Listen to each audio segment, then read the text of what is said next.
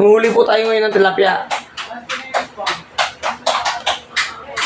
Ang gagamitin natin panghuli ng tilapia ay hindi po screen, hindi rin biwas. Ito po. Tawag po dito pante. Iaharang lang po natin ito sa tubig.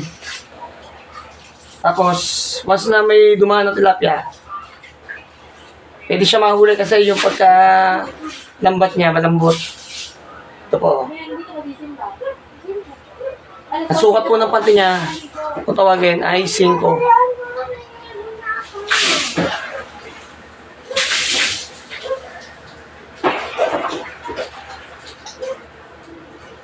Yan, ako po mismo manghuhuli.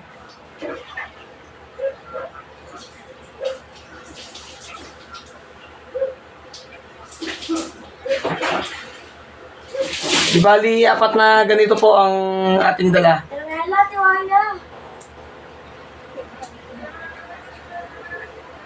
Sige po, lalakad na tayo. Yan po mga dala natin, oh.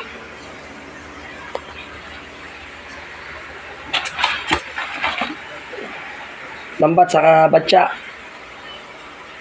Yung mahuhuli natin, dito natin ilalagay sa ilalim. Yan.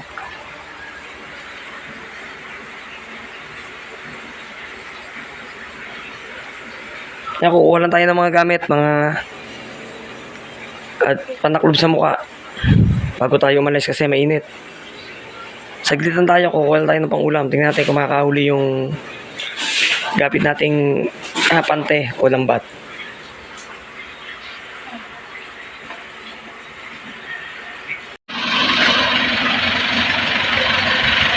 Kaya wala tayong kasama. Ako lang mag-isa, mamante.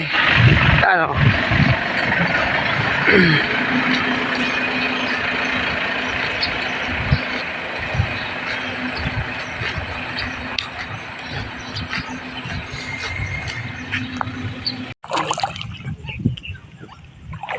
Ayan, dito na tayo. Maglalakad na tayo papunta sa spot na pupunta natin pumunta. Malalaki ba? Dito, testing pante.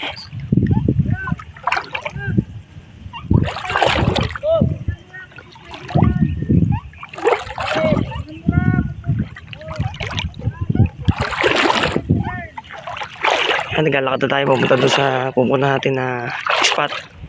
Pamamatihan natin.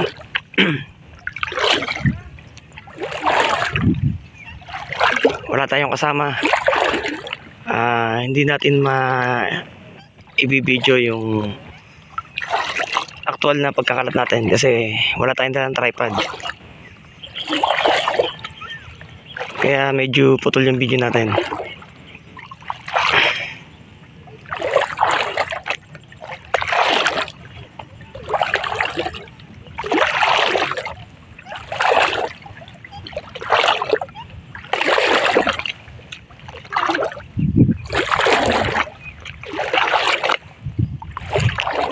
Hanap tayo ng spot na pwedeng pamantihan yung walang ganong namamaril, baka tayo pagalitan.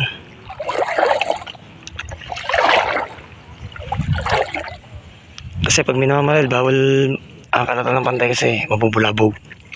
Kaya medyo layo tayo sa kanila.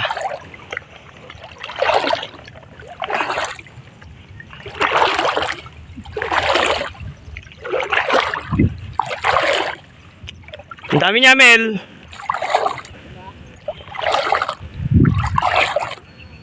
May isda pa ba dito?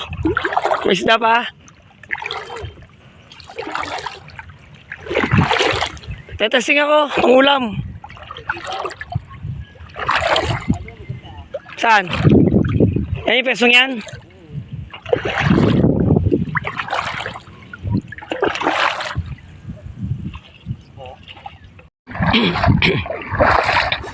Ayan, nakakalatabo yung pante. Kaya natin lapitan, baka sakaling may huli na. Laki kasi ng binabunong dagat, kaya yung isang malalaki lumayo. Ay, hindi man tayo makalapit doon sa dulo ko, ano, may mga namamaril, napagalitan tayo. Tsaka tayo dito, subukan natin ang huli dito.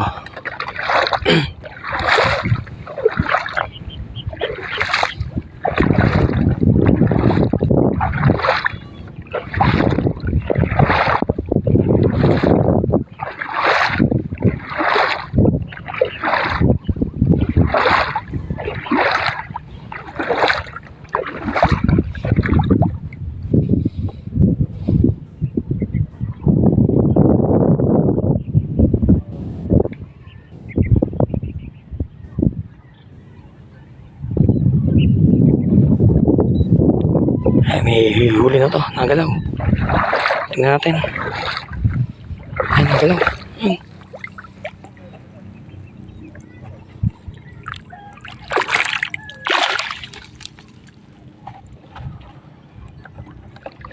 Nakahuli tayo isa.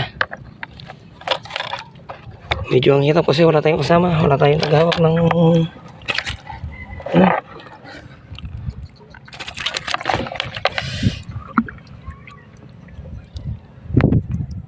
Yan, nakahuli na po tayo na isa. Try po natin lapitan yung ibang pantay, baka may huli na.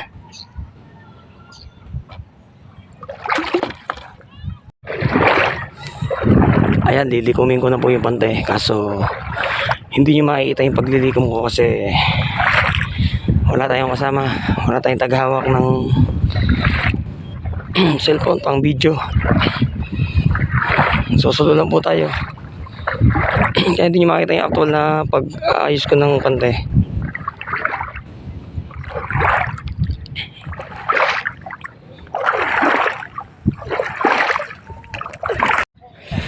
Ayan po, nasamsam na natin yung dalawa. Ililipat natin ang pwesto yan kasi walang ganong mahuli dito, ang liliit. Lilipat po tayo sa banda dulo.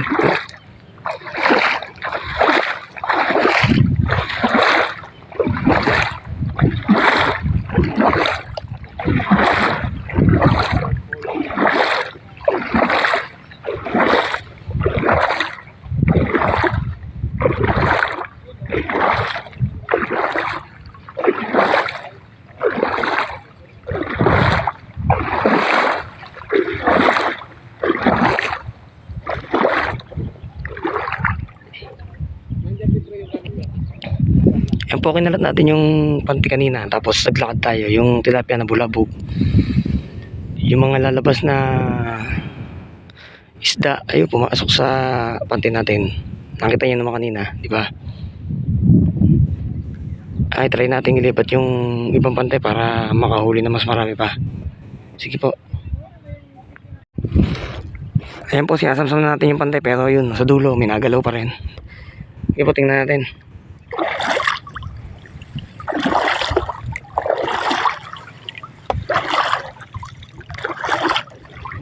Ayan po problema natin, ayan, yung mga ganyan, yung mga dumi.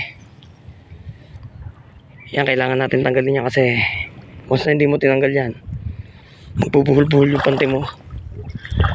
Po, mamaya na po. Mamaya natin tanggalin yung dumi. Medyo mahirap, nagsusur tayo.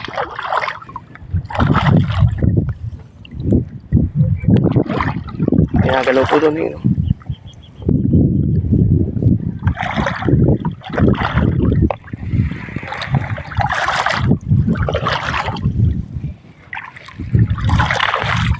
May huli.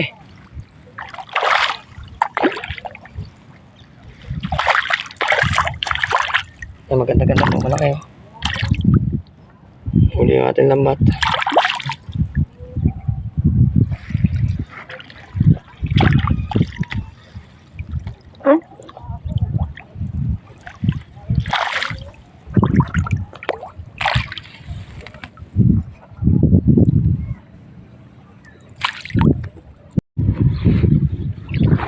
Ayan, nailipat na po natin yung pantay. Medyo may gumalaw dito.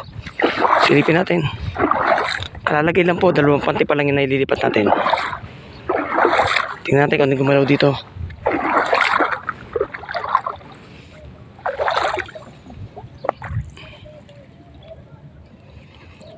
Ay, may huli.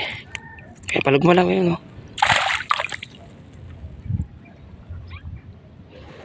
Yan, babalikan na lang po natin. Mamaya na natin kukunin. Pabayaan muna natin.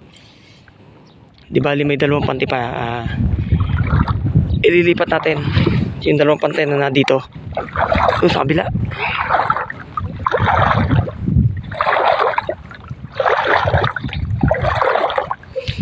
Hindi naman po kalakihan yung mga tilapia dito, pero tama lang. Hindi siya sobrang laki. Panapat lang doon sa matanong dala nating panghuli.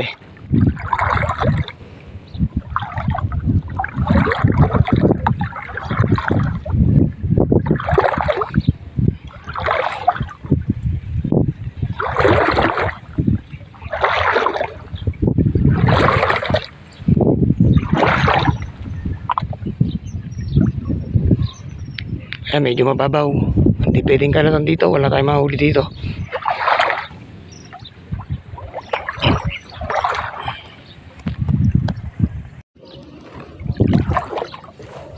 Ayan, iayos natin ang latag yung pantay para pagpasok na isda, pagbangga, sapol na sapol.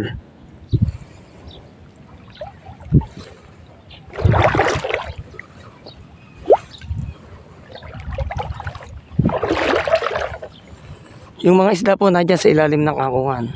Once na medyo lumakas yung hangin, yung mga isda lumalabas. Paglabas sila, ito, nakaharang yung pantay, dito sila mahuli.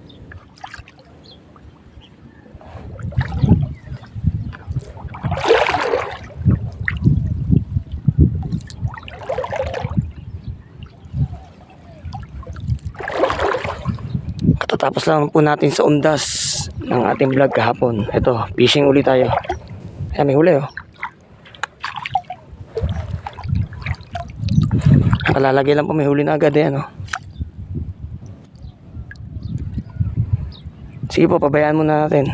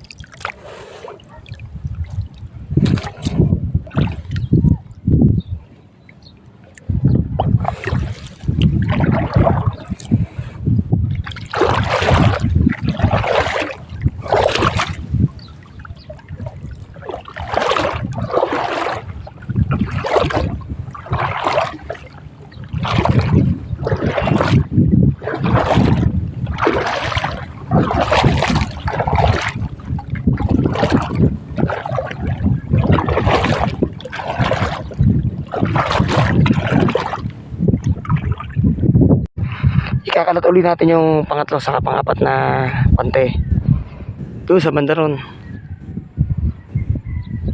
Ayan, dyan po. Hanapit tayo.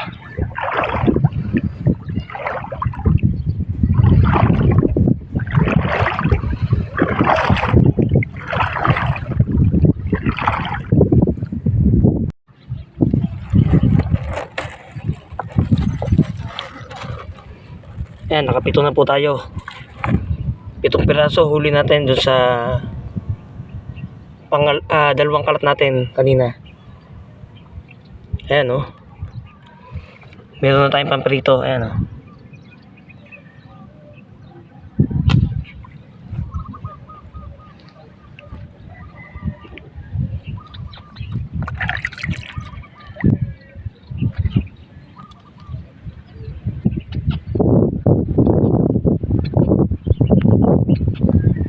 Kaya try natin tingnan yung ibang pante kung may huli na. So, naka-ano tayo, 20 minutes pag-aantay, baka sakali.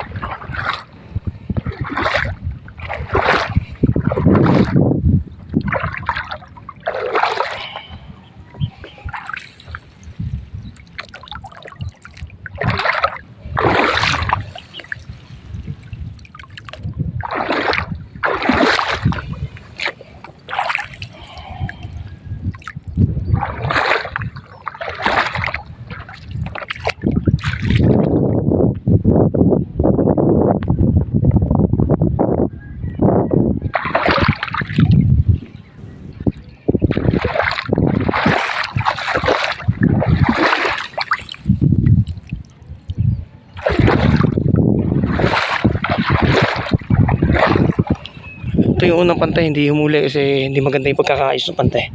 Gawa ng dumi.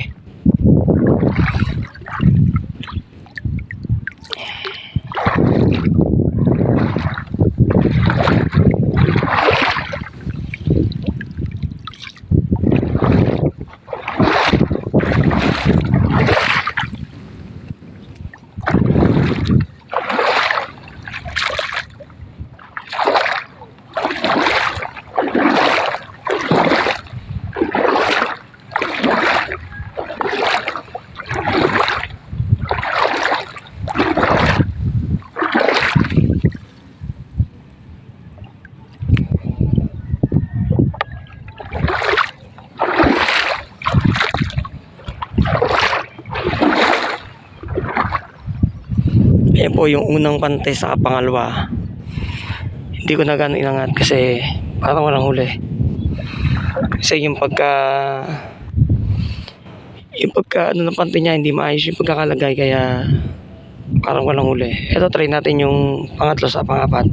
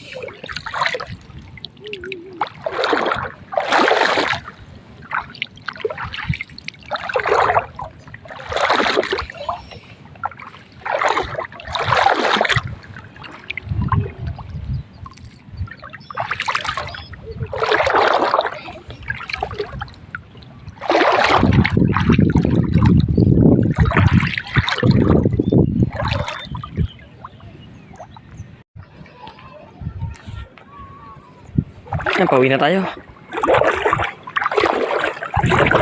Naka-siyam na piraso naman tayo, pamprito kasi nadali tayo ng mga damo yan, oh.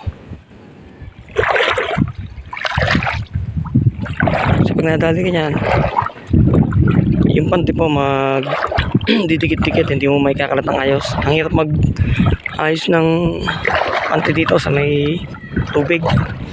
Kailangan ito kasakate. Sa susunod na Martes natin itutuloy ang pangalawang vlog ng pamamantay fishing. Abangan nyo po sa Martes. Uwi na tayo.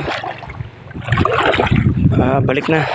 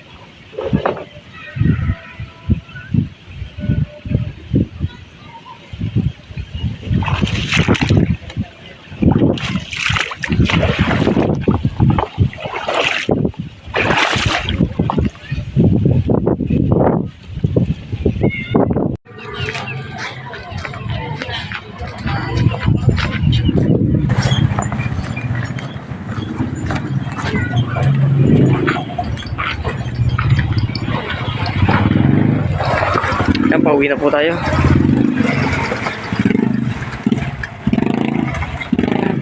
Yan, kasabay natin yung mga maril.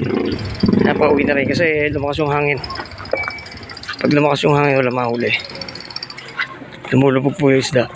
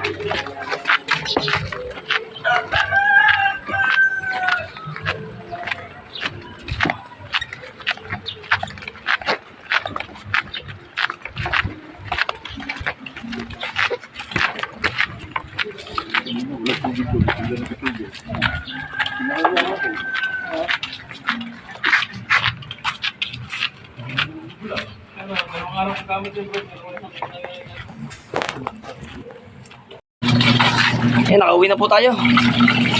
Pauwi lang natin. Yan, di man tayo nasira, oh. Yan, may huli naman tayo kahit paano, oh.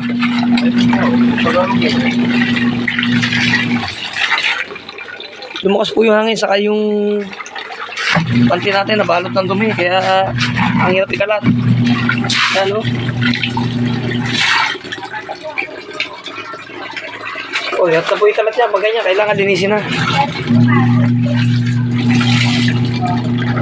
Isang bailet na. Kaya sa Martes po, mag-ano tayo ulit, pamamante fishing. Kasi coding po ako. Kaya may huli naman tayo, kahit paano tayo zero. Ayan. Ang malalaki din, no? Sarap ito. Yan, pagagawa natin kay Bayaw para may ulam sila. Ayan. Sabi mo, gawin mo. Ha? Ayan, naglalaban na si Bayaw. Si Bayaw nagagawa niya kasi hindi natin magagawa yan. Pagod na tayo. Ang init. Yan, maraming salamat sa panonood. Hanggang dito lang po ang ating video. Thanks for watching.